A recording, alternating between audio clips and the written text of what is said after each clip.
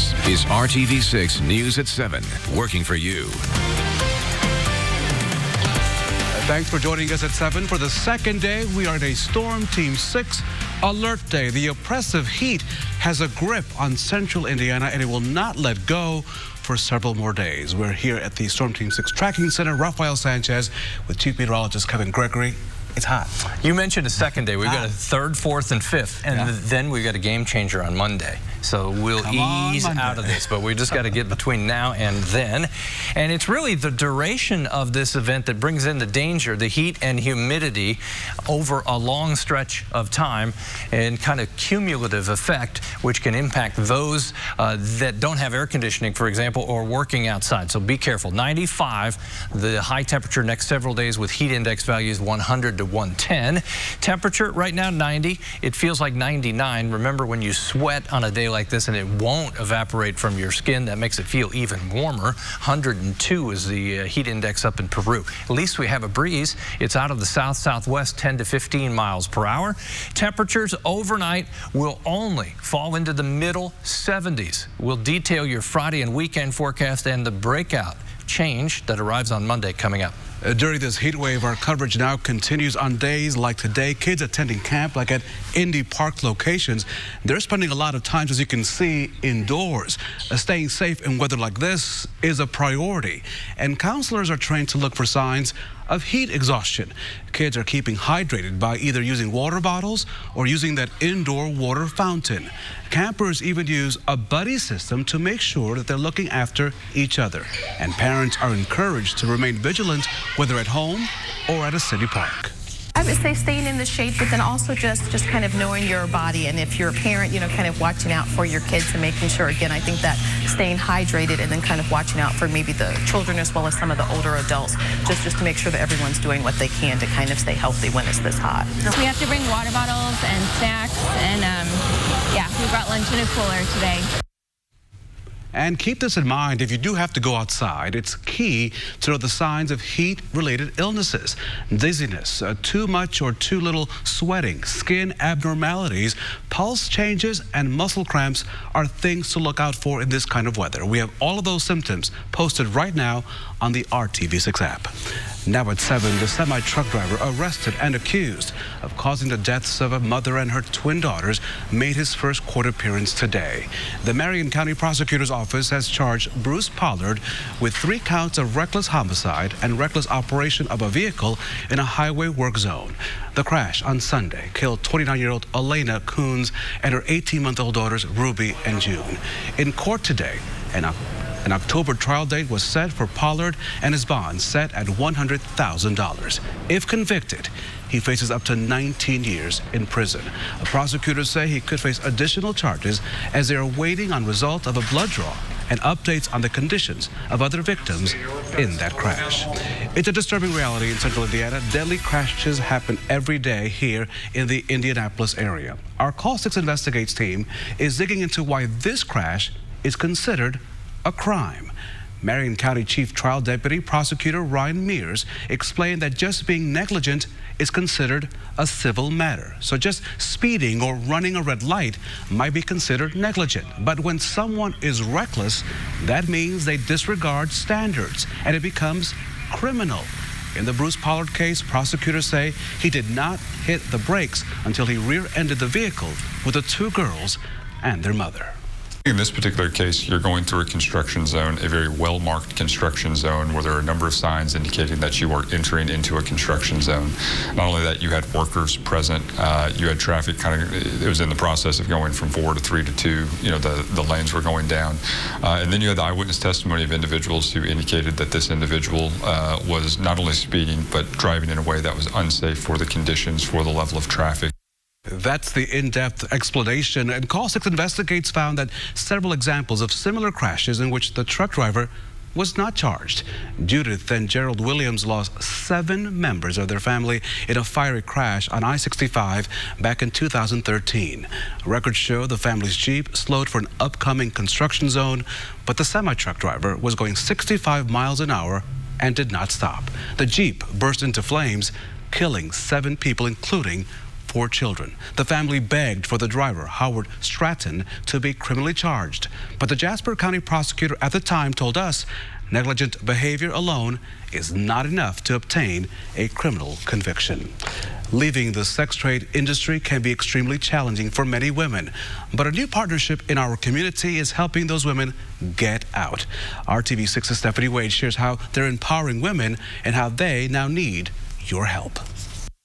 I felt like I was drowning and I didn't know how to get out. This woman, who we won't identify, describes her years working at a strip club as a trap. At first was drawn to the industry because it was a party. But eventually that party became her lifestyle. Using my sexuality as a tool to be powerful in my own eyes was a way to kind of numb out. She had a child to provide for. Have the flexible schedule because childcare was so expensive, and it became more of a surviving, I'm doing this to stay afloat at this point. Unconditional Ministries, a nonprofit that helps empower and support women in the sex industry, says people often get involved with adult entertainment, pornography, or prostitution for one of 3 reasons: choice, circumstance, or coercion. For some women, their friends or family have cut them off because of their occupation. That's where they step in. We go to 6 different clubs and we reach about 175 people every month. For 7 years, club owners across Indianapolis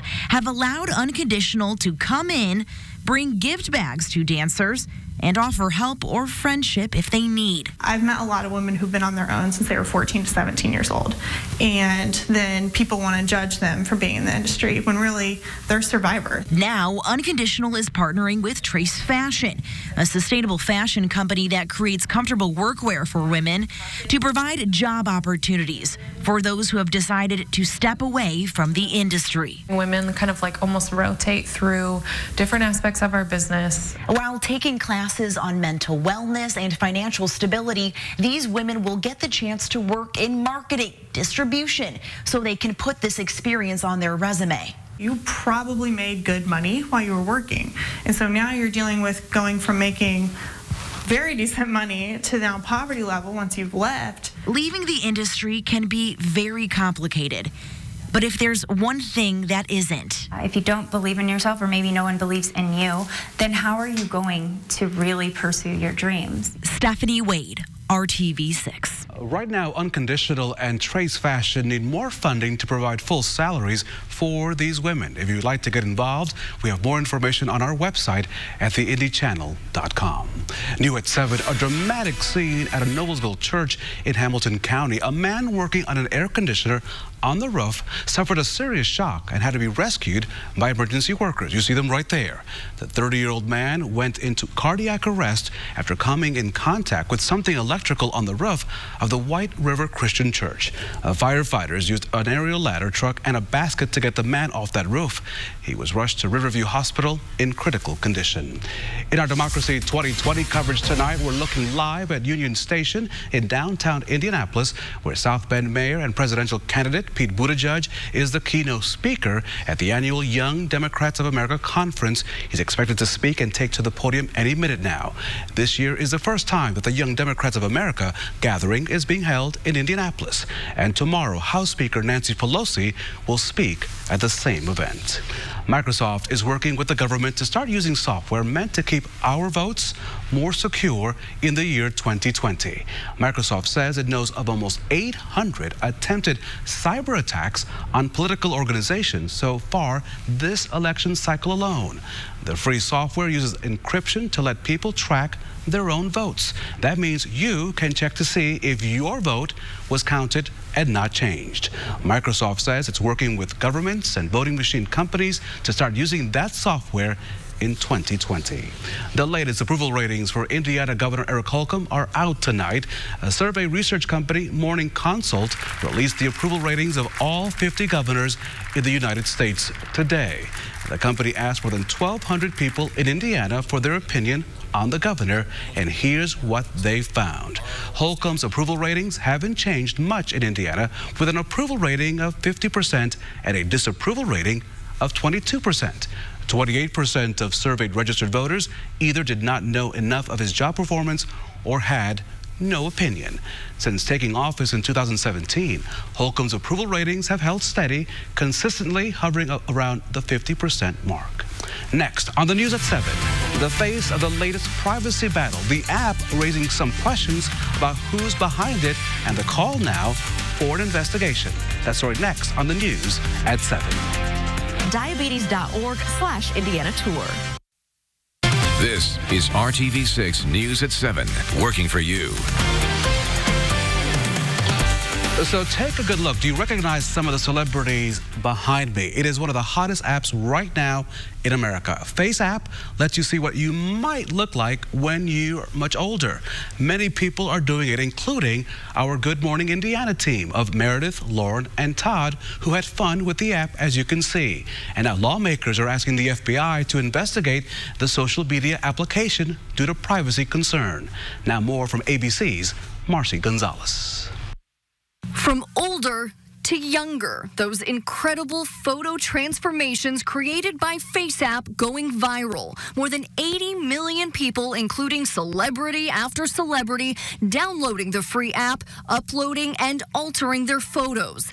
But the entertaining trend from this Russia-based company raising serious concerns about privacy. The big concern with the app is the unknown. FaceApp's privacy policy says it cannot ensure the security of any information you transmit to FaceApp or guarantee that information on the service may not be accessed, disclosed, or destroyed.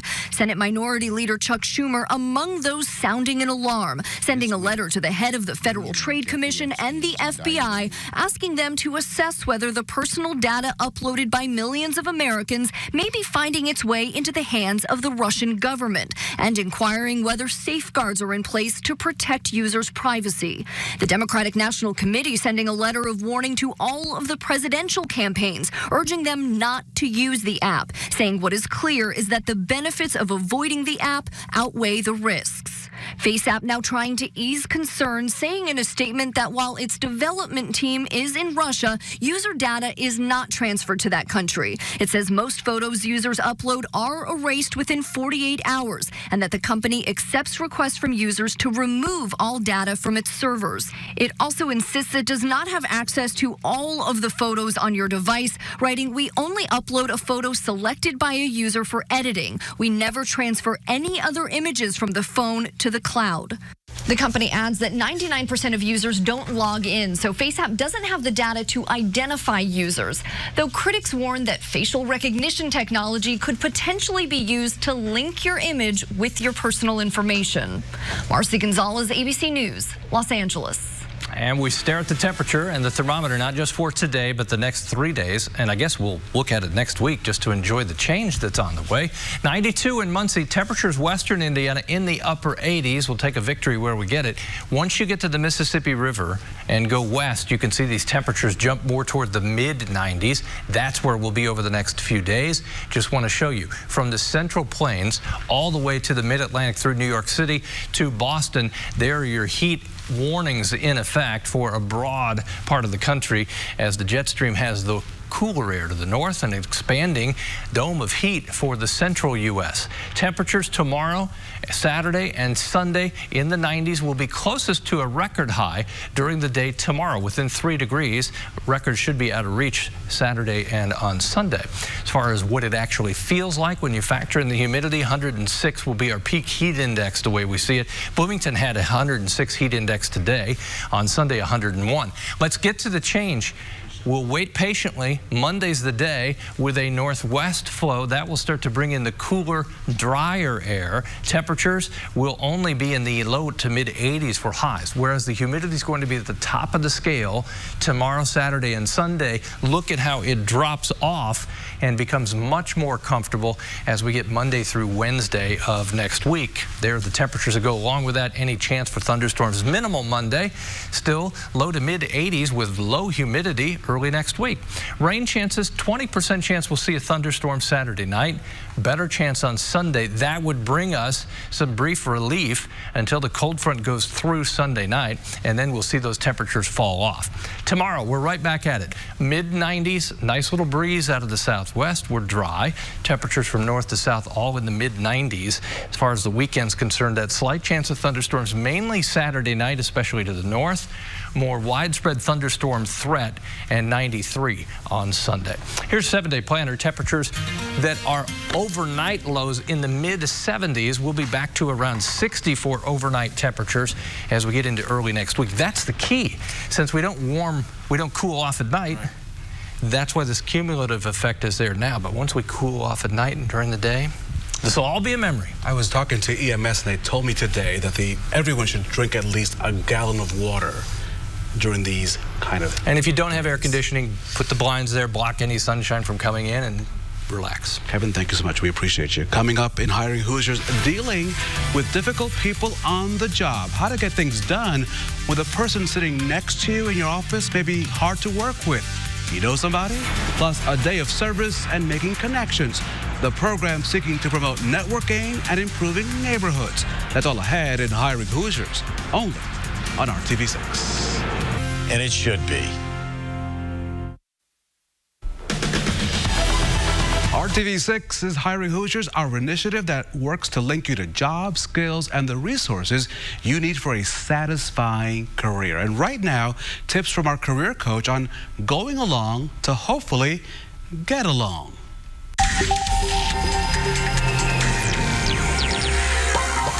What are some ways you can handle difficult personalities at work? The first thing that you want to do is recognize that the chemistry is not always right between two people just because you work together. You want to fight your natural instinct of being defensive with that other person. Second, remind yourself that if you can keep your eyes on the goal you're both working toward, you can live with your differences. Just move forward and don't dwell on the past. Also, if you're able to take part ownership of a project, there might be a little less interaction between you and that difficult person. Third, if you can reframe your mindset and see this person as someone you can learn from, despite your dislike for him or her, it will make your job easier. Notice that these tips require you to work on yourself and not the other person. Just remember that mastering these skills will enhance your relationships, not only in the workplace, but also in your personal relationships. Our career coaches are a great resource every week. If you have a question for one of them, send us an email at hiringhoosiers.com. A new program hopes to encourage more college students to choose Indianapolis after graduation. The inaugural Indy Influence event just wrapped up a short time ago. More than 400 interns from several Indiana companies worked side by side at 10 service project locations throughout Indianapolis. We caught up with a group painting a mural designed by a local artist, as you can see right there. Organizers say the project showed talented, soon-to-be graduates that Indianapolis is a great place to start a career. The students get to come together and really get to experience the city in such a unique way where they're giving back. And as a part of this, they're giving back to the community, but getting to understand it a little bit more. I get to see Indy up close. You really don't get to see this kind of stuff at work, but once we actually get out here, clean up the environment a little bit, make Indy look amazing. It's just fun to do that with all the interns and getting to know everybody from other companies as well. Yeah, stick around, Indy. It's a great place. Organizers say they hope to grow this event in the years to come, adding more businesses and interns to the list of participants. The News at 7 continues right after this. Ashley Home Store. This is home. And now at 7 to a program that prepares Indiana's future workforce while they're still in high school. As part of Job Shadow Week, the Indiana Department of Workforce Development and K-12 Inc. hosted a job fair at the Hallville Library. Several companies were involved, giving the students valuable insight into gaining entry-level positions and what to do when applying for those jobs. It's important for them to get practice and also be more comfortable with, trying to go out and get a job, and then also for them to actually see the opportunities out there.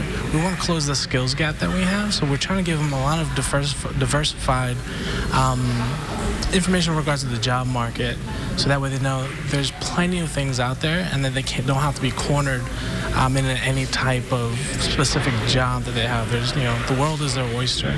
What a wise young man. Somebody better hire him. Job Shadow Week is a national movement to expose high school students to the world of work and the skills that they'll need, not just for work, but for a long-term career. All week, companies have welcomed high school students into their workplaces for the ultimate job shadow experience. The best of luck to all of them.